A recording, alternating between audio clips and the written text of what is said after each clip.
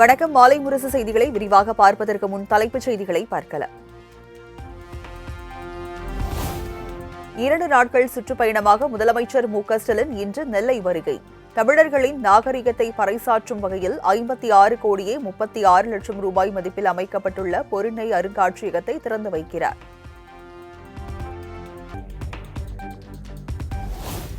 நெல்லையில் நாளை நடைபெறும் அரசு விழாவில் 639 கோடி ரூபாய் மதிப்பிலான புதிய திட்டங்களுக்கு அடிக்கல் நாட்டுகிறார் முதலமைச்சர் மு.க.ஸ்டாலின்.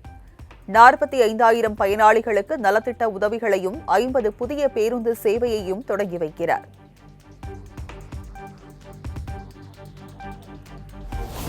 தமிழ்நாட்டில் வரைவு வாக்காளர் பட்டியலை வெளியிட்டது தேர்தல் ஆணையம். 97,37,000 வாக்காளர்கள் நீக்கப்பட்டுள்ளதாக அறிவிப்பு.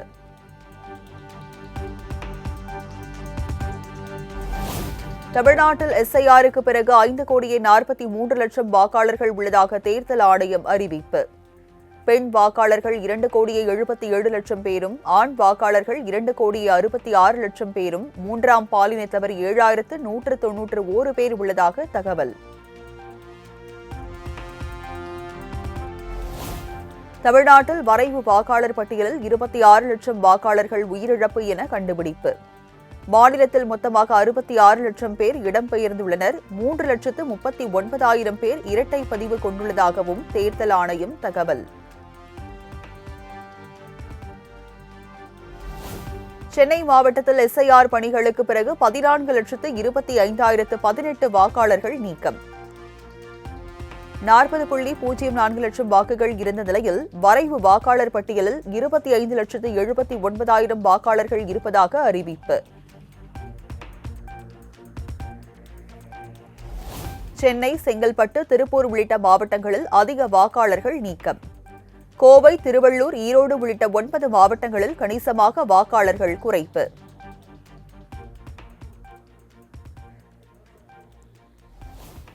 முதலமைச்சர் மு.க.ஸ்டாலினின் சென்னை கொளத்தூர் தொகுதியில் 1 லட்சம் பேர் நீக்கம். எதிர்க்கட்சித் தலைவர் பழனிசாமியின் எடப்பாடி தொகுதியில் 26,000 பேர் நீக்கப்பட்டுள்ளதாக அறிவிப்பு.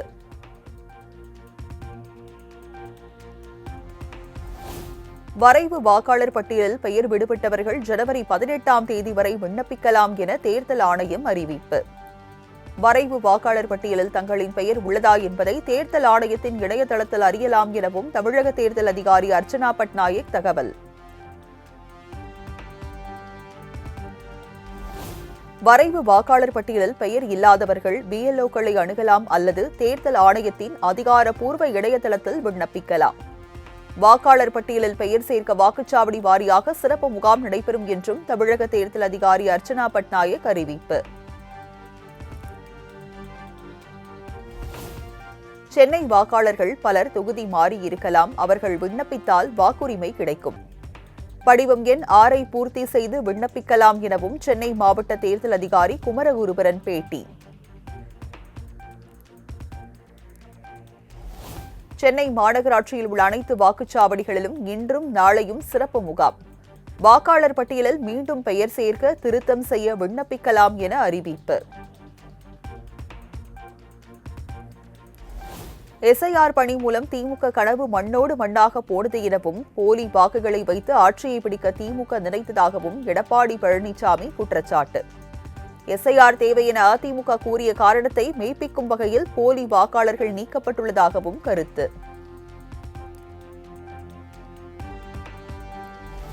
தேர்தல் ஆணைய தரவின்படி 1,56,000 பேர் இன்று இறந்து போயுள்ளனர்.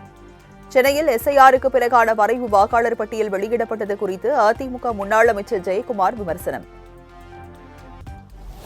கோடநாடு கொலை கொள்ளை வழக்கில் நீதிமன்றத்தில் ஆஜராகாத தீபு, சுதீஷன், சந்தோஷ் சாமி ஆகியோருக்கு பிடிவாரண்ட்.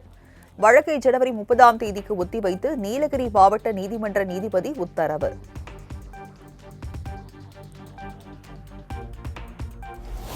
பி.ஆர். பாண்டியனுக்கு விதிக்கப்பட்ட 13 ஆண்டுகள் சிறை தண்டனை நிறுத்தி வைப்பு. பி.ஆர். பாண்டியனின் மேல்முறையீட்டு மனு மீது சென்னை உயர்நீதிமன்றம் உத்தரவு.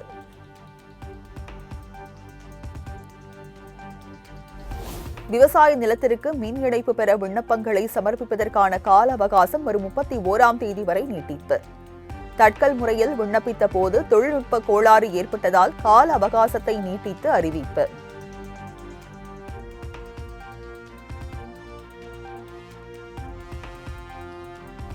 மேற்கு வங்கம் மற்றும் அசாம் மாநிலங்களுக்கு பிரதமர் மோடி இன்று பயணம்.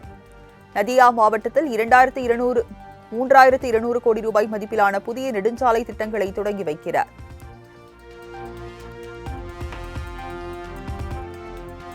குளிர்கால கூட்டத்தொடர் நாடாளுமன்ற இரு அவையும் தேதி குறிப்பிடாமல் ஒத்திவைப்பு. தேசிய ஊரக வேலைவாய்ப்பு சட்ட முன்வடிவை கண்டித்து எதிர்க்கட்சிகள் அமளியில் ஈடுபட்டதால் நடவடிக்கை.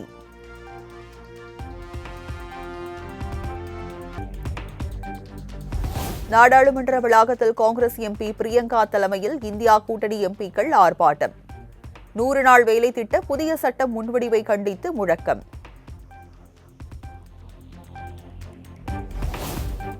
ஊரக வேலை திட்டத்தை மோடி அரசு திட்டமிட்டு அழித்துள்ளதாக ராகுல் காந்தி குற்றச்சாட்டு. பட்டியலின பழங்குடியின பிற்படுத்தப்பட்ட ஏழைகளுக்கு 20 ஆண்டுகளாக உதவி வந்த திட்டம் குறுகிய எண்ணம் கொண்டோரால் ஒரே நாளில் சூறையாடப்பட்டதாகவும் பதிவு.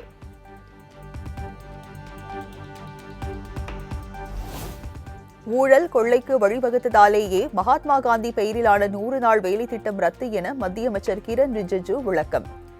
புதிய ரீஜாம்ஜி திட்டத்தில் கிராமப்புறங்களில் புரட்சி உண்டாகும் எனவும் பதில்.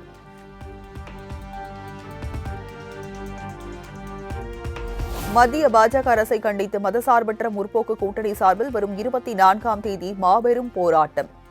100 நாள் வேலை திட்ட திருத்த மசோதாவை திரும்பப் பெற வலியுறுத்தல்.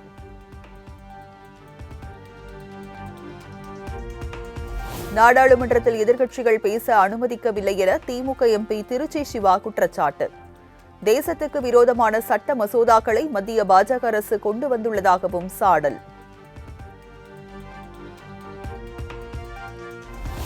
வரும் 24ஆம் தேதி காலை 8:54 மணிக்கு விண்ணில் பாய்கிறது அமெரிக்காவின் ப்ளூபர்ட் 6 செயற்கைக்கோள். LV-M3 M6 ராக்கெட் மூலம் செயற்கோள் ஏவப்பட உள்ளதாக இஸ்ரோ அறிவிப்பு.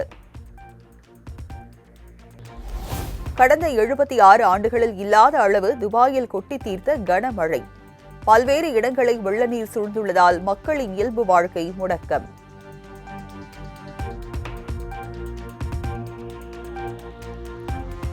அமெரிக்காவின் வாஷிங்டன் மாகாணத்தில் தொடர் மழை. குடியிருப்புகளை சூழ்ந்த வெள்ள நீரால் மக்கள் அவதி.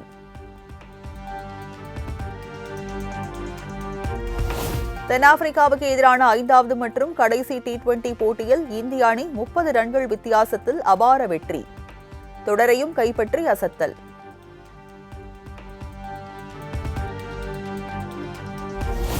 பத்தாவது T20 உலகக்கோப்பை தொடருக்கான இந்திய அணி இன்று அறிவிப்பு.